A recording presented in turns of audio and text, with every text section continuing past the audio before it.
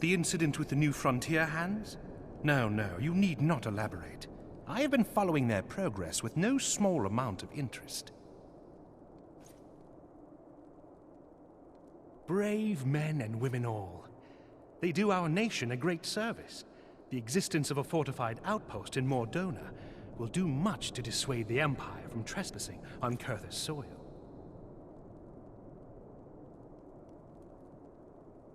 Right glad am I that you have chosen to lend your support to this endeavor. Never let it be said that House Forton does not acknowledge the efforts of her allies, or her debts. 'Twas in the spirit of gratitude that I arranged for sundry supplies to be delivered to Revenant's Toll. That the shipment should chance to be waylaid by heretics is poor fortune indeed. Poor fortune, I say, yet not without precedent. If you would know the truth of it, these incorrigible villains grow more organized with each passing day. This new unity of purpose we attribute to their leader, the Lady Iceheart. But though I have devoted significant resources to the task of identifying this woman, we have yet to learn so much as her birth name. What we do know is that the heretics speak of Iceheart in reverent tones, and would gladly embrace death rather than betray her. Such loyalty is rare indeed, and I fear to imagine what so committed a collective might achieve. The brigands have not yet been so brazen as to risk direct confrontation here in Dragonhead. Some few of their number have, however, been sighted not far to the west of here, and with ever-increasing regularity. A visit to Whitebrim Front may bring you the answers you seek. Will you brave the snows, knowing what implacable foes may lie in wait? Hallone's blessings be upon you! Though I take no pride in the admission, many of mine own countrymen are not so well suited as you adventurers to dealing with such foes. Were they dragons, it might be otherwise.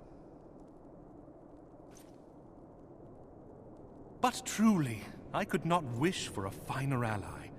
You have done much for my house in the past, and I have no doubt but that I shall have cause to celebrate your deeds again ere long. Should you learn aught of value, pray return to me forthwith. A warm hearth and a warmer welcome shall be waiting for you.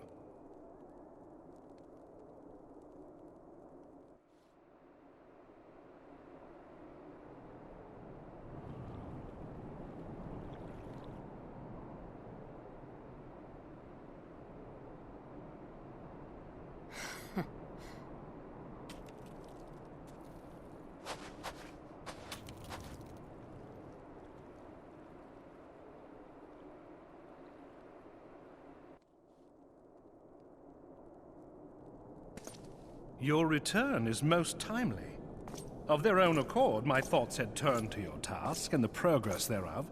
I confess, my imaginings tended toward the grim and bloody.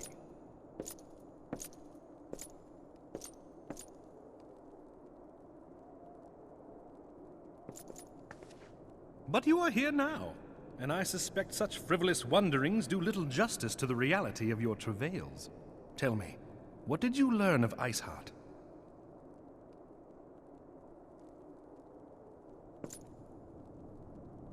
Indeed, and this transpired at Snowcloak? Of all the highlands, that towering wall has borne the worst of the region's brutal shift in climate.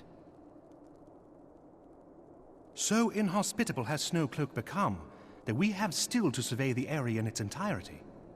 Could its frozen heights conceal the heretics' hideaway? Mayhap a more robust reconnaissance effort is in order. Putting such considerations aside for the moment, we still know far too little of this Iceheart. That she is capable of commanding such a band of fanatics bespeaks natural authority, and no small measure of charisma. As much as I would like to fathom this mystery with you, the situation has grown beyond my personal purview.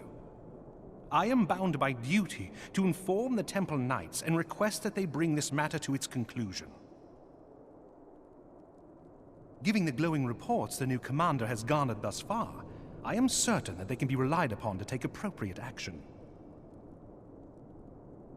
Though Iceheart's true identity yet eludes us, you have provided us with a point from which to begin. Sometimes it takes but a single stone to prompt an avalanche. On the matter of the stolen provisions, I have already made arrangements for a second shipment to be sent to Revenant's Toll. I could not well allow such an honorable venture to be undermined by one miserable setback.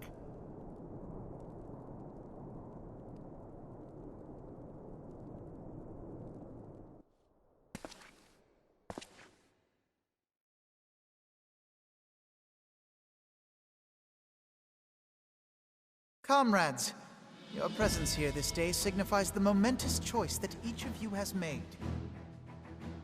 With your strength now pledged to the Scions of the Seventh Dawn, you are beholden to no single nation. You stand as the vanguard for a united Eorzea.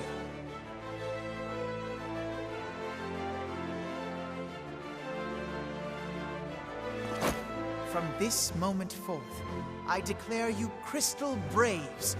Let us mend this fractured realm and face our enemies as one.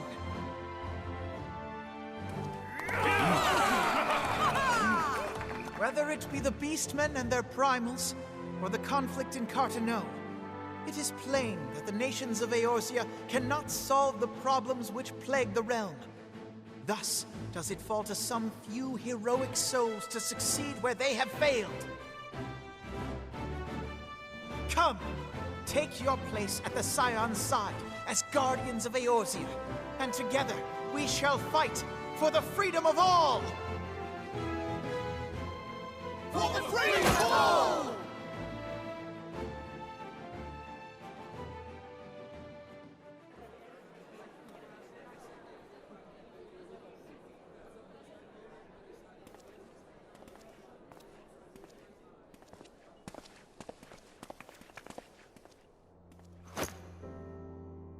A rousing speech, Alphino. Or should I say, Crystal Brave Commander Leveilleur? Please, Antecedent. The title is honorary. I shall not be leading the troops into battle, as it were. We are of the same purpose. Let us join hands and do what must be done to save this land. The Scions stand ready.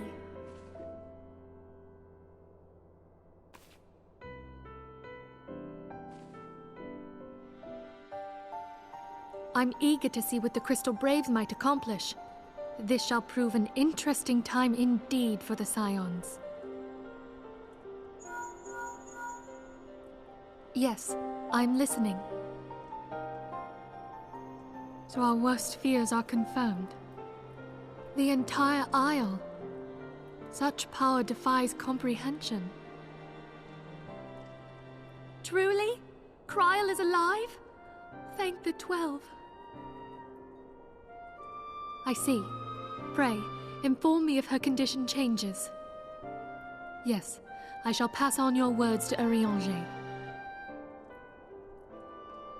My thanks. I shall contact you anon. When I learned of the loss of the Isle of Val, I dared not hope that my friend had survived. Yet, by some miracle, it would seem she has. She's still to regain consciousness, it is true, but better that than death. Putting this happy news to one side, we must now endeavor to make sense of the readings taken by the survey party. It appears the etheric disturbance which accompanied the Isle's destruction is of a magnitude alarmingly close to that of Ultima. Could the Ascians be responsible for this devastation as well? I wonder, have you heard aught from the Mother Crystal since the battle with the Garleans?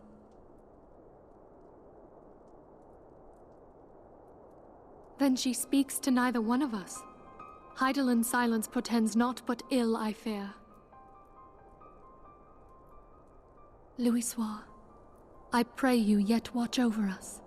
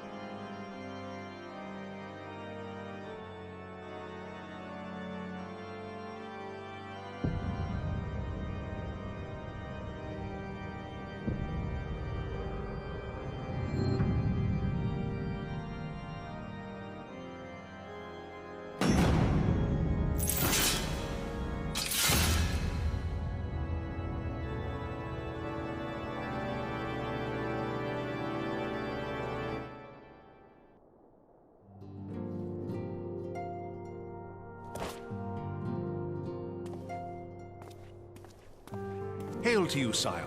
How might we serve you?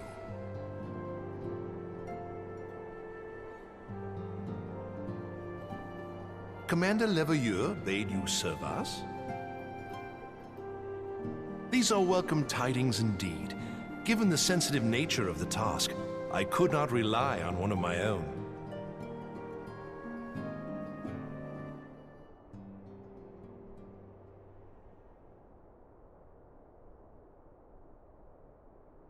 That which I'm about to tell you, I tell you in the strictest confidence.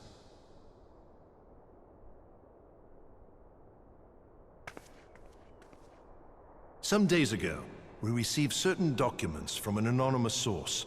They notified us of the presence of a Garlean agent within the ranks of one of the Grand Companies.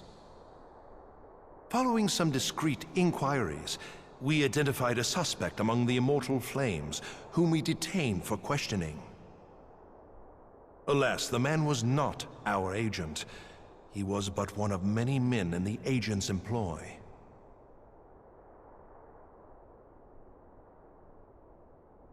We pressed the traitor for a name, but he had none to give. He claims never to have met his master, whom he knows only as the Ivy. He was, however, certain that this Ivy had coiled itself around every part of the Immortal Flames. It would seem our quarry joined the company some time ago, and gradually recruited others to his cause. These conspirators are the vines by which he learns our secrets, all without exposing himself. It won't be easy to identify the Ivy amidst this tangled mass of subterfuge, but we have a tendril in our hands, and we shall follow it all the way to the gnarled root.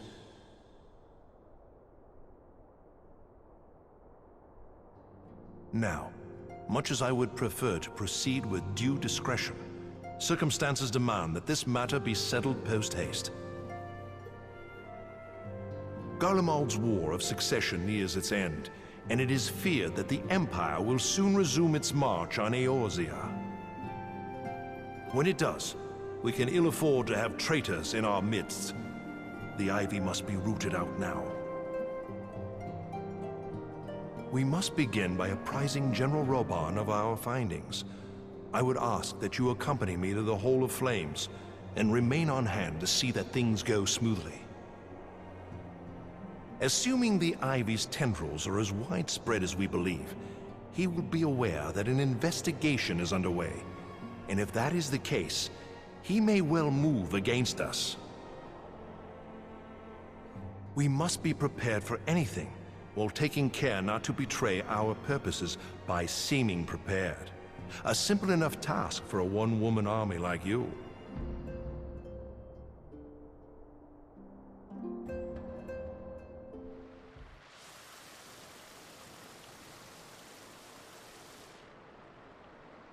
Well, well.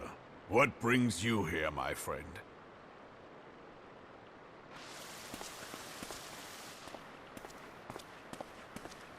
She is here at my behest. Greetings, Reborn. It has been a while. Hilbert, you old scoundrel. When they told me you'd be visiting, I scarce believed my ears.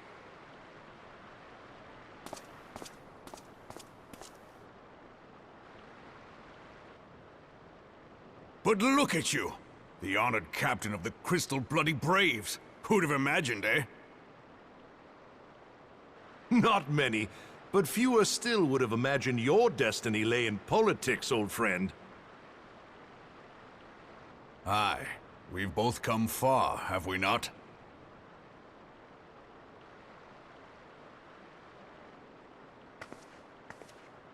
Lest you wonder, Hilbert and I go back a long way. We've been friends and rivals since we were lads. The last time we saw each other, Alamigo had just fallen, so you can guess how many summers it's been. And in all that time, not a word from the fool. Ah, well, my dealings tended toward the modest and mundane, unlike some I could mention. As I hear it, no sooner did you reach Thanalan than the brass blades clapped you in irons and dragged you off to die on the blood sands. Being a stubborn sort, you won 1,000 matches and earned yourself a place in the people's hearts while you were about it. Then, with your mountain of prize money, you bought the Colosseum and secured a seat on the Syndicate. Those balls, brother! Rags to riches does not do it justice. You're a hero to the common man. Pah! Spare me. I am no hero. If anyone is worthy of that title, it's our friend here. Next to her, I'm little more than a glorified butcher. But you, Wilbert, you sell yourself short. By all accounts, you are an adventurer of some standing. I like to think that I did my part for the greater good. But if you're no hero, then I'm no adventurer, not in this company. Anyway.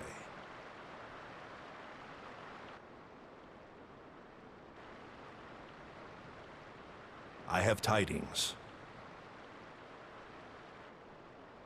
So there has been progress. I've let it be known that this meeting is a reunion between old friends. None will give your visit a second thought. To convene elsewhere would only attract attention.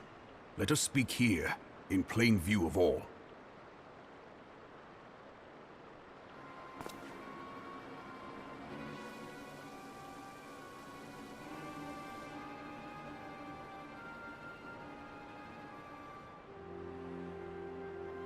So it is we who have been compromised.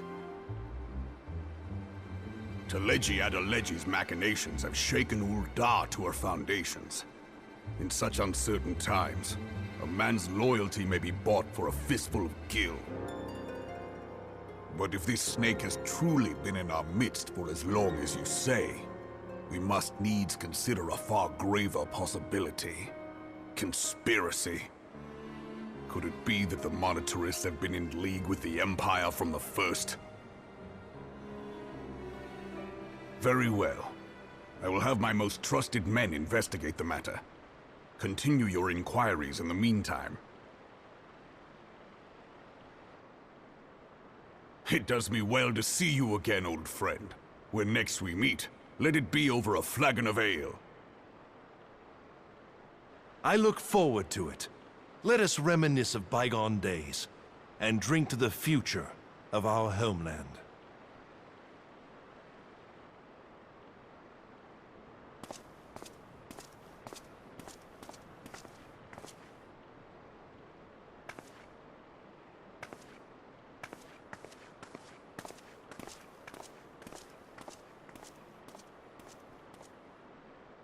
Flame General. You wear the mantle well, old friend. I must work hard if I'm to keep up. Well, it would seem your services were not required after all. I dare say we have Roban's prudence to thank for that. Still, I was glad of your presence. My thanks, Scion.